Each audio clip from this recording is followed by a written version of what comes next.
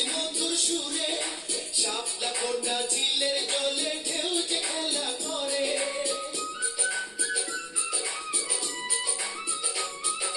কোয়েল সে মা ঘুঘু ডাকে মিষ্টি মধুর সুরে শাপলা ফোটা ঝিলের জলে ঢেউ যে খেলা করে সবুজ শ্যামল গায়ে রূপের হয় না রে নিশেষ সবুজ শ্যামল গায়ে রূপের হয় না রে নিশেষ সে যে আমার জন্মভূমি প্রিয় বাংলাদেশ সে যে আমার জন্মভূমি প্রিয় বাংলাদেশ ছয় ঋতুর তরায় দেশ রূপের নাই রে শেষ ও তার রূপের নাই রে শেষ সে যে আমার জন্মভূমি প্রিয় বাংলাদেশ সে যে আমার জন্মভূমি প্রিয় বাংলাদেশ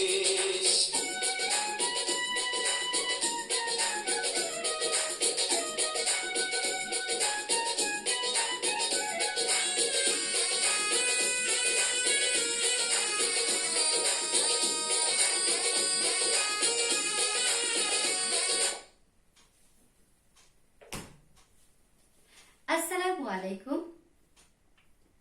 আমার সুপ্রিয় ও স্নেহের শিক্ষার্থী বন্ধুরা, অভিভাবক ও যারা আমার আজকের এই ক্লাসটি দেখছেন, সবাইকে নতুন বছরের শুভেচ্ছা জানাচ্ছি। আশা করি সবাই ভালো আছেন, সুস্থ আছেন ও নিরাপদে আছেন। আমি বাংলাদেশ অনলাইন প্রাইমারি স্কুল কর্তৃক আয়োজিত অনলাইন পেজে সাবিনা আক্তার কলি, সহকারী শিক্ষক, শ্রুতি মডেল সরকারি প্রাথমিক বিদ্যালয়, গোপালপুর, টাঙ্গাইল থেকে চতুর্থ শ্রেণীর আমার বাংলা বই বিষয়ের একটি ক্লাস নিয়ে উপস্থিত হয়েছি। প্রিয় শিক্ষার্থী বন্ধুরা, তোমরা এখন বাংলা বই, খাতা ও কলম নিয়ে ঝটপট বসে পড়ো। এতক্ষণে বসে গেছো নিশ্চয়ই। বন্ধুরা, আমি তোমাদেরকে এখন কিছু ছবি দেখাবো, তোমরা মনোযোগ দিয়ে দেখবে। বলো তো শিক্ষার্থী বন্ধুরা, তোমরা ছবিতে কি দেখতে পাচ্ছ? ওয়াও, অনেক সুন্দর একটি ছবি, তাই না? একটা দেশের প্রকৃতি বা এই ছবিতে তোমরা কি কি দেখতে পাচ্ছ? পাহাড় দেখতে পাচ্ছ, ওই তো নদী বা সাগরের নীল পানিগুলো দেখতে পাচ্ছি আমরা, তাই না? আর দেখতে পাচ্ছি অনেক সুন্দর সুন্দর অনেক রঙের ফুল, আর কি সাদা নীল রঙের আকাশ, আর আকাশে রয়েছে কি সাদা মেঘ, তাই না? তো শিক্ষার্থী বন্ধুরা, এবার আমরা আরো কিছু ছবি দেখি। হ্যাঁ, এই ছবিতে আমরা কি দেখতে পাচ্ছি? ফসলের মাঠ, তারপর দেখতে পাচ্ছি পালকি চড়ে বেহারারা যাচ্ছে, তারপর দেখতে পাচ্ছি আমাদের গায়ের বধূ। অনেক সুন্দর একটি প্রাকৃতিক দৃশ্য। এরপরের ছবিতে দেখো একটা বর্ষাকালীন ছবি। তারপরের ছবিতে দেখো একটা কি কালো মেঘ, কালো মেঘ, এই যে নীল আকাশ, তার ভিতরে ঘন কালো মেঘের ছবি। তো ছবি দেখে আমরা বুঝতে পারছি যে এটা শরৎকালের ছবি। তো শিক্ষার্থী বন্ধুরা, ছবিগুলো দেখে ও আমরা সুন্দর একটি দেশের গান শুনে বুঝে ফেলেছি যে আজকের ক্লাসটি বা আজকের পাঠটি কি হতে পারে। আজকের পাঠ বাংলাদেশের প্রকৃতি। শিক্ষার্থী বন্ধুরা, তোমরা পাঠ্য বইয়ের 1 নং পৃষ্ঠা বের করো। তোমরা পাঠ্য বইয়ের 1 নং পৃষ্ঠা বের করো। দেখো এখানে লেখা আছে বাংলাদেশের প্রকৃতি। আমরা এখন এই অধ্যায়টি পড়ব। ষড়ঋতুর দেশ থেকে গ্রীষ্মকালের ফল পর্যন্ত। এই দেখো বন্ধুরা, আজকের পাঠ্যাংশ ষড়ঋতু দেশ থেকে গ্রীষ্মকালের ফল পর্যন্ত পাঠ 1। বন্ধুরা, এবার আমি এই পাঠ্যাংশটুকু একটু তোমাদের পড়ে শোনাবো, তোমরা মনোযোগ সহকারে শুনবে। বাংলাদেশের প্রকৃতি। ষড়ঋতুর দেশ বাংলাদেশ। প্রতি 2 মাসে হয় একটি ঋতু, যেমন বৈশাখ ও জ্যৈষ্ঠ মাস দুটি হলো গ্রীষ্মকাল। এরপর আষাঢ় শ্রাবণ মিলে বর্ষাকাল। এভাবে ভাদ্র আশ্বিন হচ্ছে শরৎকাল। তারপরে কার্তিক ও অগ্রহায়ণ মাস দুটি নিয়ে হেমন্তকাল। পৌষ আর মাঘ মাস হলো শীতকাল। ফাল্গুন ও চৈত্র এই 2 মাস বসন্তকাল। এরকম ভাবে 6টি ঋতুই প্রত্যেক বছর আসা যাওয়া করে। পৃথিবীর সব দেশে কিন্তু 2 মাসে একটি ঋতু হয় না। অনেক দেশে 2টি কি 3টি ঋতু দেখা যায়, খুব বেশি হলে 4টি ঋতু। আমাদের প্রতিটি ঋতুতে প্রকৃতি রয়েছে নতুন নতুন সাজ। এক এক সাজে তাকে নতুন মনে হয়। তার চেনা চেহারা বদলে যায়। গ্রামে প্রথমে গ্রীষ্মের কথাই ধরা যায়।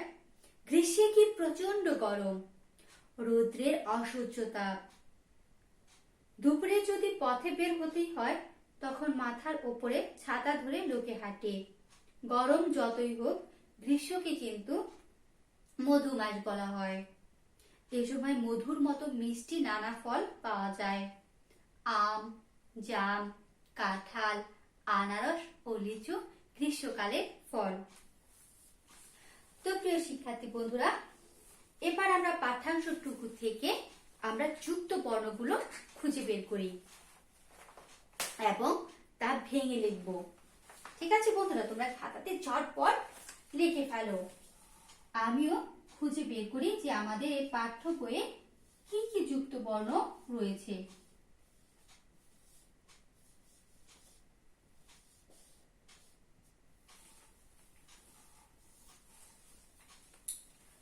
বন্ধুরা, আমি পেয়েছি গ্রীষ্ম,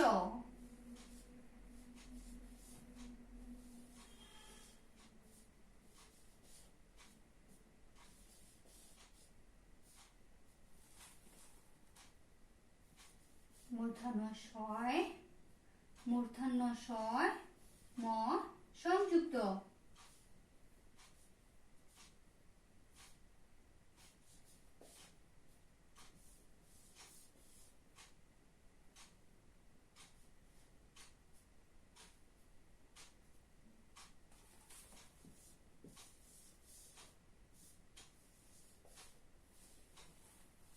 তারপরে পেয়েছি প্রচন্ড,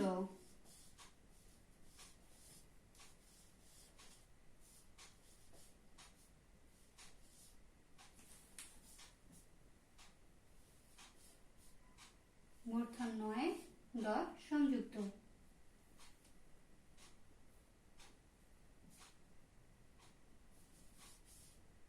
এবার আমরা এই যুক্ত বর্ণটাকে একটু ভেঙে লিখি।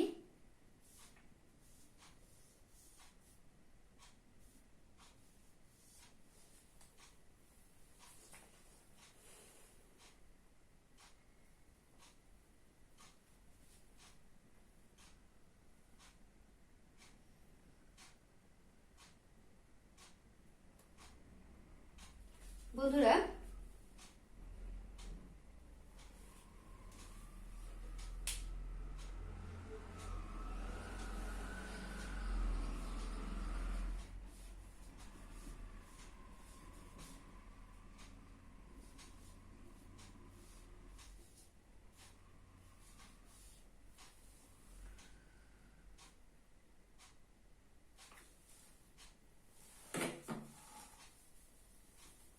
তারপরে পেয়েছি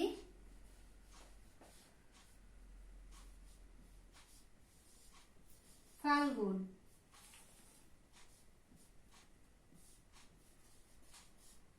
ল গয় সংযুক্ত।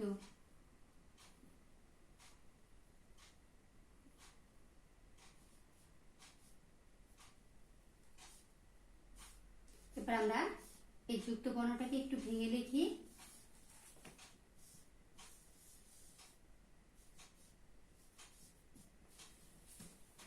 শিক্ষার্থী বন্ধুরা, আশা করি তোমরা ঝটপট লিখে নেবে।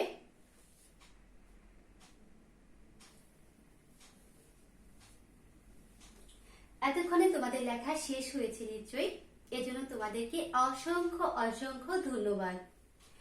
এবার শিক্ষার্থী বন্ধুরা, আমরা এবার কিছু শব্দ বের করব যার অর্থগুলো আমাদের অজানা।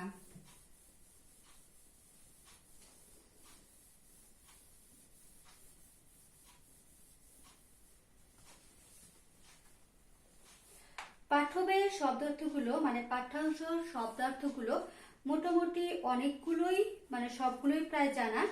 তবে আমার মনে হলো যে কিছু শব্দের অর্থ তোমরা হয়তো বা অনেকেই জানো, অনেকেই জানো না। সেই শব্দগুলো আমি একটু বোর্ডে লিখে দিচ্ছি। বন্ধুরা, তোমরাও খাতাতে সুন্দর করে তুলে রাখো।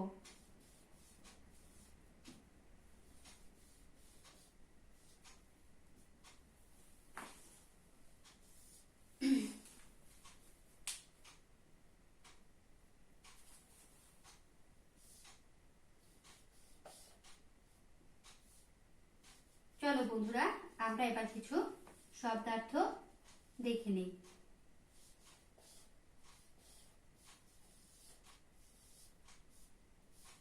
ষড়ঋতু,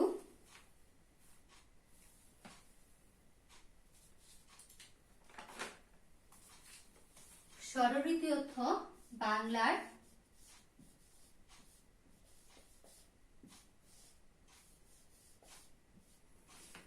বাংলার 6টি মৌসুম।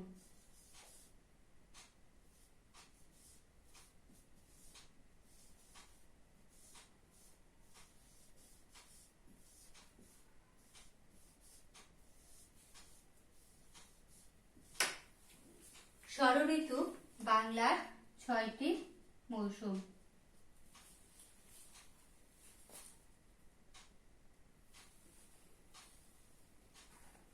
তারপর আমরা লিখব প্রচন্ড।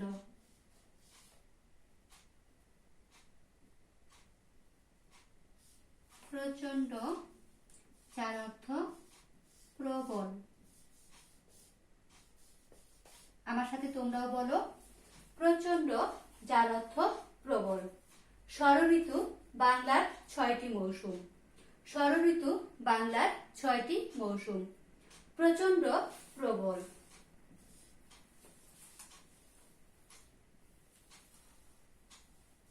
তারপরে রয়েছে তাপ,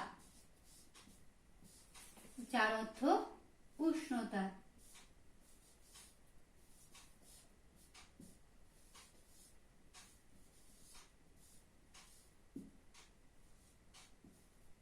তাপ যার অর্থ উষ্ণতা।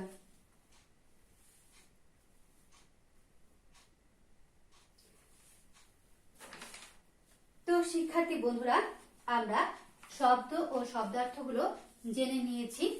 এবার বন্ধুরা, আমি তোমাদেরকে দেখো পাঠ্য বইয়ে, আমরা এবার পাঠ্য বইয়ে চলে যাব। পাঠ্য বইয়ে 4 নং পৃষ্ঠা বের করো। দেখো 4 নং পৃষ্ঠাতে দেখো 2 নম্বর অনুশীলনীতে দেওয়া আছে ক নাম্বার প্রশ্ন, বাংলাদেশে বছরে কয়টি ঋতু আসে যায়? বাংলাদেশে বছরে কয়টি ঋতু আসে যায়? বলো তো বন্ধুরা, বাংলাদেশে বছরে কয়টি ঋতু আসে যায়? হ্যাঁ, 6টি ঋতু আসে যায়। আমাদের দেশ বাংলাদেশ, আর বাংলাদেশ ষড়ঋতুর দেশ। এদেশে 6টি ঋতু বছরে আসে যায়। তারপরে দেখো খ নম্বর প্রশ্নে দেওয়া আছে, বছরের 12 মাসের নাম বলি ও লিখি। শিক্ষার্থী বন্ধুরা, তোমরা তো বছরের 12 মাসের নাম অনেক আগেই শিখে রেখেছো। তারপরে চলো আমরা আরেকটি বার একটু মুখে বলে নেই। আমার সাথে তোমরা বলো, বৈশাখ, জ্যৈষ্ঠ, আষাঢ়, শ্রাবণ, ভাদ্র, আশ্বিন, কার্তিক, অগ্রহায়ণ, পৌষ, মাঘ, ফাল্গুন, চৈত্র। তো বন্ধুরা, তোমাদেরকে অসংখ্য অসংখ্য ধন্যবাদ। এবার শিক্ষার্থী বন্ধুরা, তোমাদেরকে আমি কিছু বাড়ির কাজ দেব।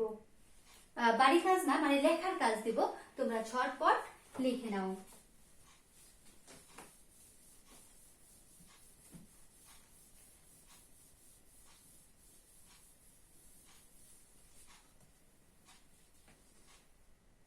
কিছু লেখার কাজ দিচ্ছি।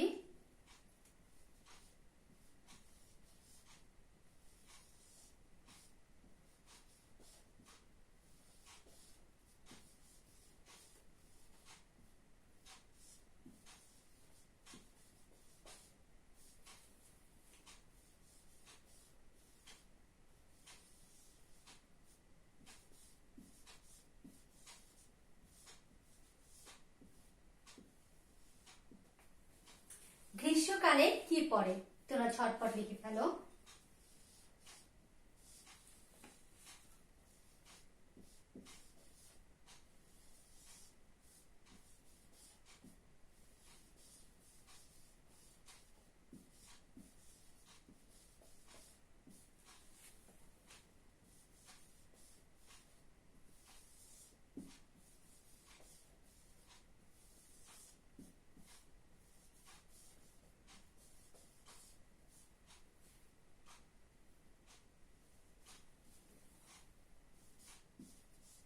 গ্রীষ্মকালে কি কি ফল পাওয়া যায়?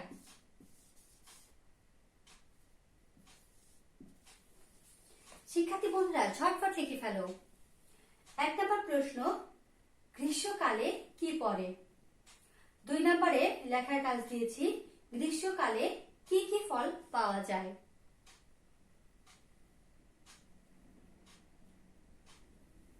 বন্ধুরা, তোমরা তো অনেক ভালো, এতক্ষণে ঝটপট লিখে ফেলেছো।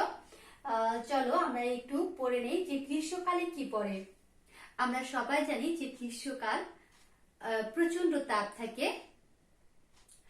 আর কি সে সময় প্রচুর গরম পড়ে। তারপরে গ্রীষ্মকালে কি কি ফল পাওয়া যায়? গ্রীষ্মকালে কি কি ফল পাওয়া যায় বলো তো বন্ধুরা? আম, জাম, কাঁঠাল, আনারস ও লিচু। তোমরা বন্ধুরা এগুলি লিখেছো নিশ্চয়। তোমাদেরকে অসংখ্য অসংখ্য ধন্যবাদ। এবার শিক্ষার্থী বন্ধুরা, আমরা আজকে তো অনেক কিছু করেছি। আমরা শব্দ খুঁজে বের করেছি, যুক্ত বর্ণ খুঁজে বের করেছি, তারপরে কিছু অনুশীলনী, কিছু প্রশ্ন পড়েছি, তারপর কিছু লেখার কাজ করেছি। এবার বন্ধুরা আমরা একটু বাড়ির কাজ নিয়ে নিব।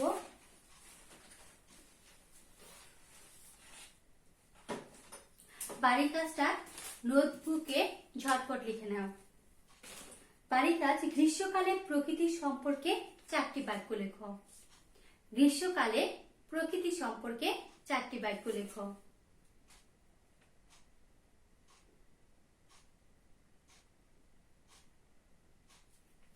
আশা করি তোমাদের লেখা শেষ হয়েছে।